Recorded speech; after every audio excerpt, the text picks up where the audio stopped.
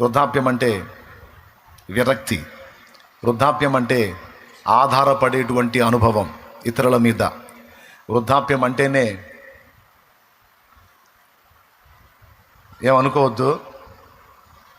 ఏమనుకోవద్దు చాదస్తం.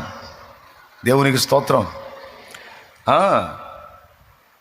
వృద్ధాప్యం అంటేనే నిలవలేని స్థితి.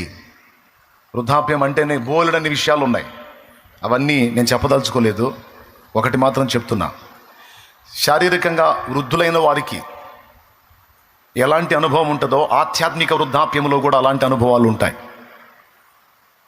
ఒకప్పుడు అందరినీ శాసించి యెహోవా వైపు తిప్పినటువంటి సొలొమోను వృద్ధాప్యంలోకి వచ్చేటప్పటికి, వయసుతో పాటు ఆధ్యాత్మిక వృద్ధాప్యంలో కూడా వచ్చేటప్పటికి ఒకళ్ళు దిప్పినకెళ్ళి తిరగాల్సి వచ్చింది.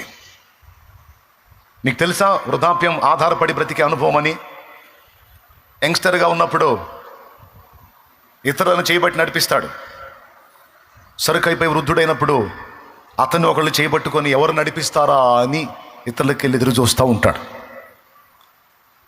భక్తి జీవితంలో వృద్ధాప్యం రావద్దు. ముసలితనం భక్తి జీవితంలో లేదు. క్రీస్తు యేసునందున్న వాళ్ళకి ముసలితనం లేదు. దేవునికి స్తోత్రం. నువ్వు విశ్వసించితే శారీరకంగా కూడా నిన్ను నూతన శక్తితో నింపి మళ్ళా నీకు చిగురులో వచ్చేటట్టు చేస్తాడు నా తండ్రి. నువ్వు విశ్వసించగలిగితే అటు ఆధ్యాత్మికంగాను ఇటు భౌతికంగాను కూడా.